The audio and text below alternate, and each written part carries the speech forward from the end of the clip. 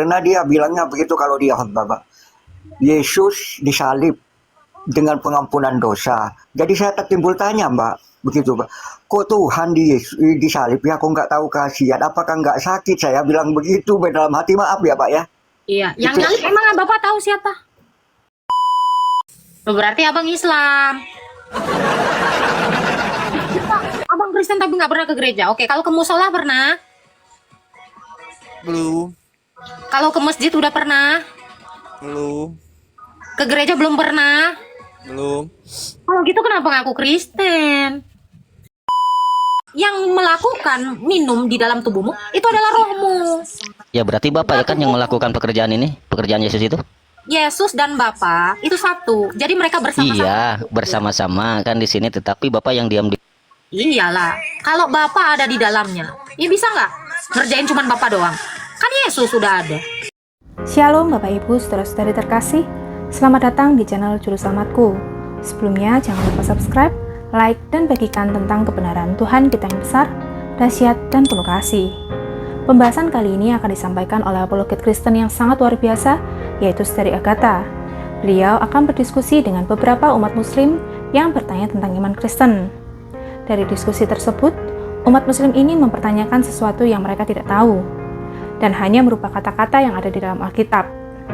Tanpa panjang lebar, saya ajak Bapak, Ibu, saudara-saudari untuk melihat diskusi yang sangat menarik ini. Tentunya bisa menambah wawasan serta menguatkan iman kekristenan kita.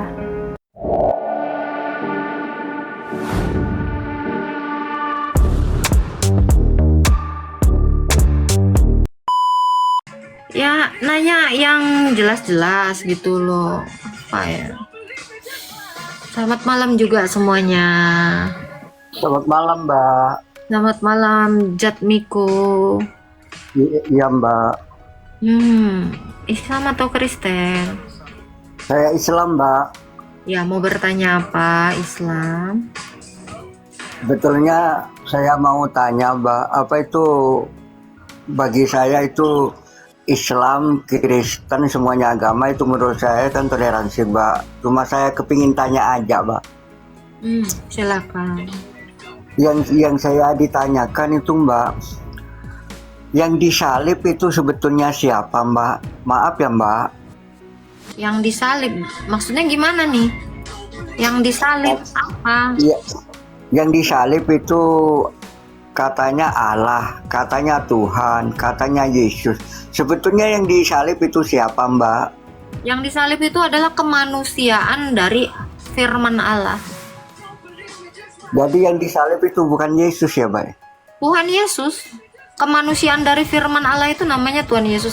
Abang kalau lihat kalender aja abang libur kan? Memperingati kematian Yesus Kristus. Jadi kalau Anda bertanya ya, Anda aja libur gitu kan. Berarti yang disalib itu udah jelas. Kalender dunia pun mengakui yang disalib itu adalah Tuhan Yesus Kristus yang adalah kemanusiaan dari firman Allah. Enggak, Mbak, begini, Mbak ya. Karena karena apa itu istilahnya gereja itu bertetanggaan sama saya. Ya baik-baik semualah yang namanya bertoleransi. Saya itu nggak ada hubungannya, maksudnya begitu. Karena dia bilangnya begitu kalau dia khotbah, Mbak. Yesus disalib dengan pengampunan dosa. Jadi saya timbul tanya, Mbak, begitu, Mbak. Kok Tuhan disalib ya? Kok nggak tahu kasihan? Apakah nggak sakit? Saya bilang begitu dalam hati, maaf ya, Pak ya. Iya, yang nyalip emang Bapak tahu siapa? Saya dengarannya kalau umat Kristen itu berkhotbah, Mbak. Enggak, Begitu. saya tanya Bapak, Yesus itu disalib. Bapak tahu nggak kenapa dia disalib? Ya, nggak tahu, Mbak. Iya, karena dia mengaku Allah, makanya dia disalib. Orang-orang banyak yang nggak percaya dia adalah Allah, makanya dia disalib. Oh, begitu ya, Mbak. Ya oke, Mbak ya. Makasih banyak. Lanjut, Mbak. Nggak apa-apa. Oke, saja nggak percaya, saya nggak dipaksa untuk percaya. Ya sama seperti kalau ada iklan tolak angin, begitu minum langsung hilang anginnya. Kamu nggak percaya ya nggak apa-apa. ya kamu nggak percaya tapi kamu kan nggak lantas, wah tolak angin lu begini lu A B C D E F G, kan nggak gitu, ya kan? Logikanya kan gitu. Lu nggak percaya, it's okay. Dengan mobil ini kita bisa langsung ke bulan dalam waktu 2 hari. Nggak percaya saya? Nggak apa-apa, ya kan? Nggak masalah. Gitu loh, ya kan? Dengan membaca surat ini kita auto hilang dosanya. Nggak percaya nggak apa-apa.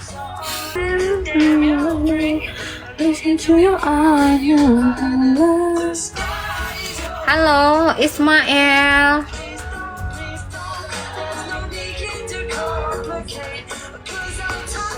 Halo.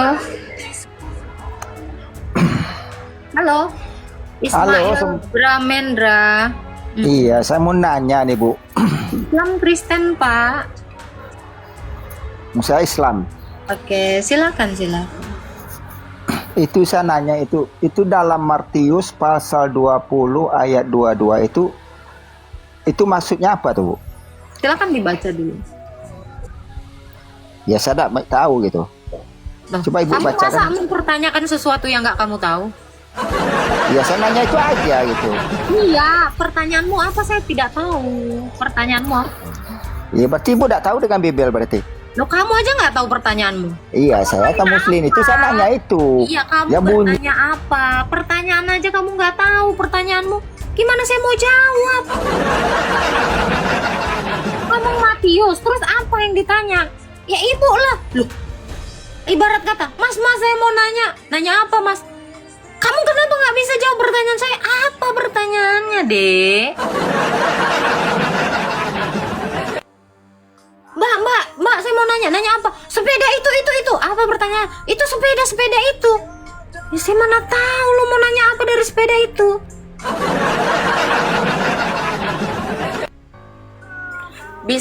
Biasakan kalau bertanya itu kamu tahu pertanyaannya. Meledak kan susah. Bunda mau ngejawab apa coba? Bun, jangan marah-marah, ini bukan marah. Gitu loh. Coba lah kalian kalau bertanya itu apa pertanyaannya? Gitu loh. Halo Hedar. Halo, Ya, Islam Kristen Hedar. Islam Mbak Agatha. Nah, mau bertanya apa? Iya Mbak Agatha, aku mau nanya ini tentang pewahyuan Injil nih. Pewahyuan Injil? Apa itu? Aku nggak ngerti. Pewahyuan Injil. Oh, Yesus itu kan Injil. oh, Ini gimana? Pewahyuan Injil. Gimana ini? Ketika Yesus menceritakan tentang, kalau mau menceritakan tentang Injil tuh gimana ke murid-muridnya itu Nah, bahasanya? Dia Injil. Oke, jadi yang Pribadi Yesus itu adalah Injil. Jadi Rasul itu yang melihat Injil, melihat sosok Yesus itu adalah Injil. jadi apapun yang dikatakan Yesus itu boleh ditulis di Injil berarti kan? Loh, Yesus itu Injil, masa apa boleh dituliskan di diri Yesus? Gimana ini, Bang? Ditulis maksudnya ditulis Ini secara saya kasih tahu dulu ya. Alkitab. Ini saya kasih tahu dulu ya. Injil itu adalah pribadi Yesus. Itulah Injil. Jadi Injil itu bukan buku. Injil itu adalah manusia Yesus, Bang. Jadi apa yang mau dituliskan di manusianya gitu loh. Nah, ini dulu dibenerin dulu. Coba pertanyaannya, saya masih belum paham. Oke, jadi yang ditulis di Alkitab, kalau kita bilangnya Alkitab ya berarti. Nah, ya. Matius, Markus, Lukas, Yohanes menuliskan tentang Sang Injil. Nah, Paulus menuliskan Injil. Sang Injil itu yang dia tuliskan. Jadi, isi ini kitab kami ini, ya, kitab kami ini menuliskan tentang Yesus yang adalah Injil. Makanya namanya Injil Matius. Matius menulis Injil, menulis tentang Yesus. Markus menulis tentang Yesus karena mereka semua ini menyaksikan Yesus. Yang mereka saksikan, yang mereka lihat, yang mereka raba dengan tangan mereka, itulah yang mereka tuliskan. Gitu. Jadi kitab kami ini bukan kitab yang diwahyukan, dijatuhkan gitu, turun ayat, bukan. Kitab kami ini adalah Injil itu yang diberitakan oleh rasul-rasulnya. Gitu, Bang. Oke, jadi yang memisahkan ini memisahkan berita-berita tadi itu, ini yang boleh masuk, ini yang nggak boleh masuk, atau ini masuk semua, atau ini Hanya rasulnya yang dia tunjuk. itu yang memisahkan Iya. kita sendiri ya? Iya, yang mengisahkan tentang Yesus ini adalah yang diizinkan Yesus untuk menuliskan tentang dirinya. Tentu adalah orang-orang yang hidup bersama-sama dengan dia. Gitu. Kalau Rasul Jadi Paulus, nggak semua orang, jadi nggak semua murid juga menuliskan tentang Yesus. Contoh Thomas, Rasul Thomas tidak menuliskan tentang Yesus, ya kan?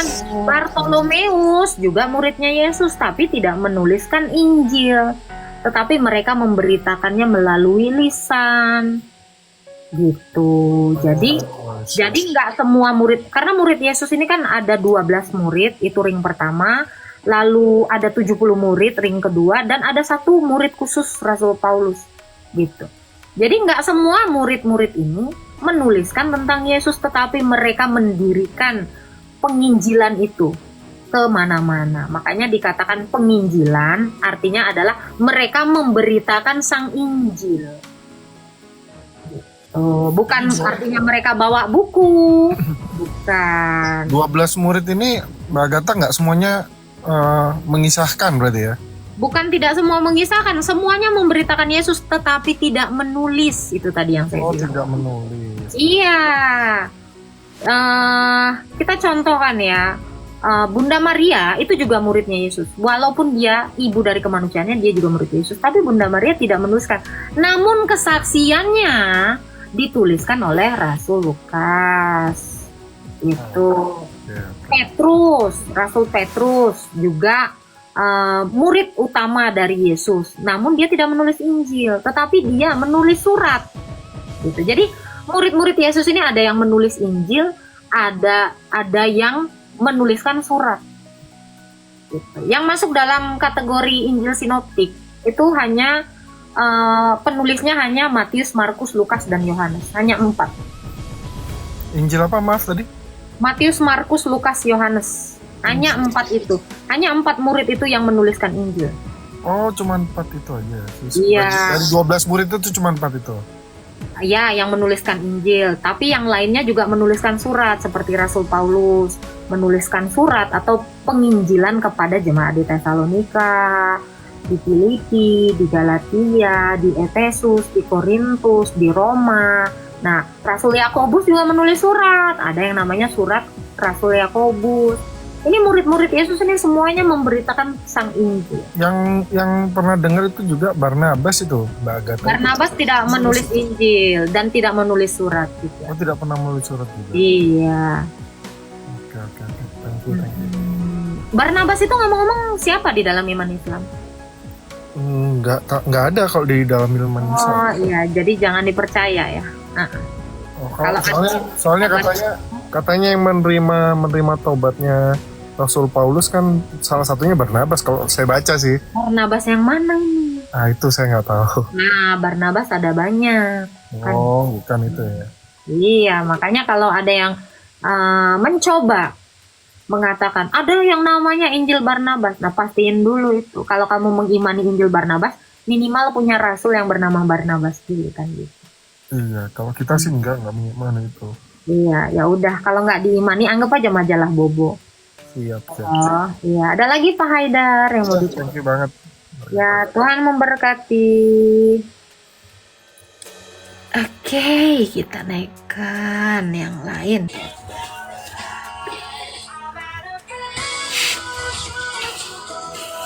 Halo, Jenal Mutakim. Ya, Mbak.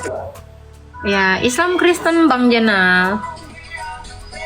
Kristen. Ada yang mau ditanya Bang Jenal? Mau nanya Allah Tritunggal itu gimana ya Mbak? Lu Bapak Kristen ngakunya. Ya kan nggak tahu. Abang Kristen. Ini gimana, ini salah ngomong atau gimana ini? Bang Jenal. Bang Jenal ini Tahu saya. Makanya Oh. nanya. agamamu apa? Saya Kristen, nggak tahu kan. Makanya nanya. Masuk Islam aja. Masa orang Kristen tahu-tahu udah menjadi pengikut Yesus tapi belum kenal Yesus?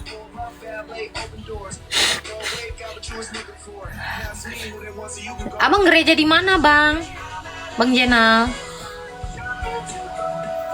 Bang, Gua belum mengikuti. hah? Maksudnya gimana? Belum ke gereja-gereja. Dari kecil. Ya, Lo berarti abang Islam. Abang Kristen tapi nggak pernah ke gereja. Oke, kalau ke musola pernah. belum. Kalau ke masjid udah pernah. Belum. Ke gereja belum pernah. Belum. Kalau gitu kenapa ngaku Kristen? Ya, pengen tahu aja. Ini kan Yesus itu kan nyuruh iblis sembahlah Allah. Itu di ayat berapa? Itu di Quran adanya. Di Alkitab juga ada. Di Alkitab ada. Oh, di Quran nggak ada?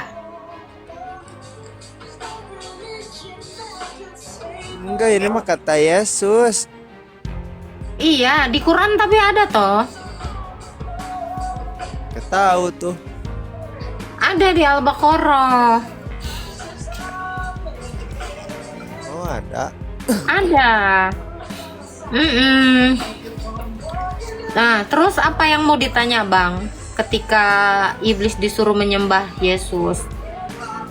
Bukan menyembah Yesus, menyembah Allah. Iya, Yesus itu adalah Allah. Ya, sama seperti kamu. Kamu harus berbicara dengan Agatha loh. Nggak dia ngomong nggak aku, aku juga nggak ngomong diriku aku gitu. Tapi dengan menyebutkan namaku. Dengan kamu harus berbicara dengan manusia. Bukan artinya suruh kepada yang lain, tapi kepada saya. Karena Allah itu adalah hakikatnya Yesus. Gitu. Jadi Enggak, memang kan Yesus itu logikanya nyuruh. gini, Mbak. Bukan sembahlah Logika. aku, sembahlah Allah. Iya, iya. Kata Kalau Yesus gitu. iya. Ya karena dia adalah Allahnya itu. Kenapa, Bang? Masa dia Allahnya nyuruhnya nyembah Allah? Ya iyalah. Kamu harus berbicara dengan Agatha. Masa saya Agatha menyuruh berbicara dengan Agatha? Ya boleh-boleh aja. Kan logika. Nggak pernah tahu peribahasa ya. Ya nggak sih Bang? Gitu kan. Kamu jangan mencintai manusia. Kamu jangan mencintai Agatha. Padahal gue sendiri yang ngomong. Kenapa gue nggak langsung bilang aja? Kamu jangan mencintai aku. Bisa kan? Saya menempatkan diri saya seolah-olah menjadi orang ketiga atau orang kedua. Kata ganti orang kedua, kata ganti orang ketiga. Jadi Yesus itu sedang mengatakan itu. Kata ganti dari dirinya sendiri. Gitu loh Bang. Masa nggak bisa logika? Gitu ya. Gitu. Agatha jadi oneness sekarang? Bukan. Yohanes 1 ayat 1. Firman yang bersama-sama dengan yang Allah itu hakikatnya Allah.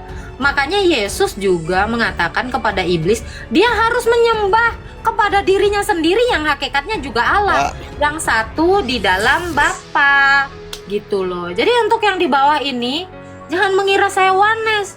Allah itu memang satu. Ya, lu kata 3 biji? Bukan.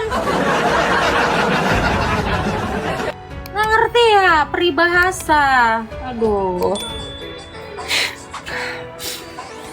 Bunda harap ya murid-murid Bunda yang di sini 1.400 orang ya pada pinter-pinter gitu ya. Kita kalau baca di dalam Matius 4 seperti yang dibilang tadi sama mas-mas yang kita doakan aja nanti jadi Kristen ya, karena dia mengaku Kristen, ya kan? Jadi hati-hati ketika dia mengaku Kristen, hati-hati Anda ditangkap oleh Tuhan Yesus. Jadi di dalam Matius 4 itu dikatakan, jangan engkau mencobai Tuhan Allahmu, padahal yang dicobai Tuhan Yesus. Yesus itu sedang berperibahasa kepada iblis. Terus kan, kalau kau sujud menyembah aku, akan kuserahkan semua kemegahan dunia ini. Yesus bilang, engkau hanya menyembah kepada Allah saja. Itu loh, kalau kamu punya logika. Saya akan ajarin kamu 800 kali tentang ayat itu. Kalau kamu mau, kamu baca aja 100 kali. Udah paham kau gak perlu lagi nanya-nanya ke aku. Itu aja terus kau ulang-ulang. Lama-lama ini pinter otaknya. Gitu loh ya.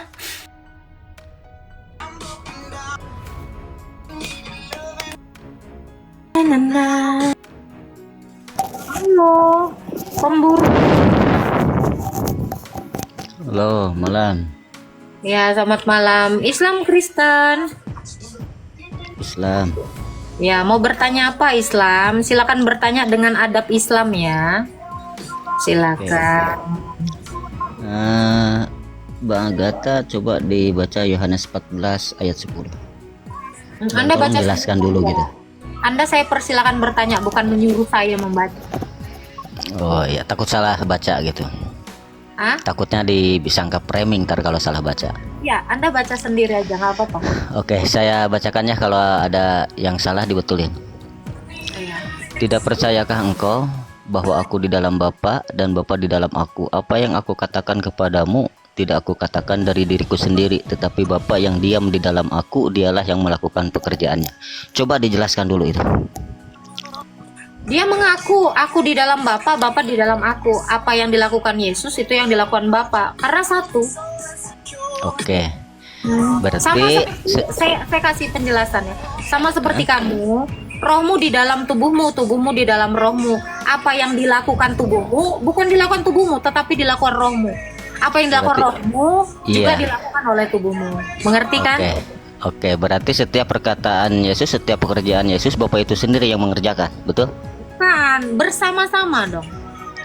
Kan di sini, di sini. Di Yohanes 1 dikatakan, pada mulanya telah adalah firman. Firman itu bersama-sama dengan Allah dan firman itu adalah Allah. Yohanes 5 ayat 19 dan 20 juga mengatakan, apa yang dikerjakan Bapa itu yang dikerjakan anak. Di sini bahkan tertulisnya, tetapi Bapa yang diam di dalam aku, dialah yang melakukan pekerjaannya. Iya, kan tadi dikatakan, yang saya tadi jelaskan ke kamu, yang melakukan minum di dalam tubuhmu itu adalah rohmu. Ya berarti Bapak ya kan yang melakukan pekerjaan ini, pekerjaan Yesus itu? Yesus dan Bapa itu satu. Jadi mereka bersama-sama. Iya, bersama-sama kan di sini, tetapi Bapak yang diam di. Iyalah, kalau Bapa ada di dalamnya, ya bisa nggak ngerjain cuman Bapa doang? Kan Yesus udah ada. Oke. Ya, oke. Thank you. Udah tahu ya. Dibilang bersama kok. Masa nggak ngerti juga? Coba badan kau suruh macul tanpa roh, nggak iso. Ya kan? Mana bisa? Coba macullah badanmu. Harus ada rohmu. Tapi Yesus mengatakan, jadi gini, Yesus itu mau memberi kesaksian tentang Bapa. Bapa juga memberi kesaksian tentang Yesus. Itulah kesatuan kodrat tadi. Gitu. Kok diturunkan, nggak diulang-ulang. Jangan mengulang-ulang. Udah dijelasin kok diulang-ulang. Gitu. Jangan dikik. Saya mampu, bos. Kenapa? Jangan ngatur-ngatur saya, udah saya bilang. Emang situ donatur. Ya, suka-suka saya dong. Emang situ siapa? Cukup bertanya aja di sini. Jangan berpolemik. Ya, saya buka room bukan untuk kamu berpolemik, tapi untuk kamu menyadari secara logika. Ya, begitulah penjelasan dari Saudari Agatha. Bagaimana menurut pendapat Bapak, Ibu, saudara-saudari sekalian setelah melihat video tersebut? Tentu kita semua pasti merasa terberkati dan juga menambah wawasan tentang Juru Selamat kita, yaitu Tuhan Yesus Kristus. Mari kita sama-sama belajar terus tentang kebesaran dan kebenaran Tuhan Yesus melalui video-video selanjutnya. Shalom dan Tuhan Yesus memberkati.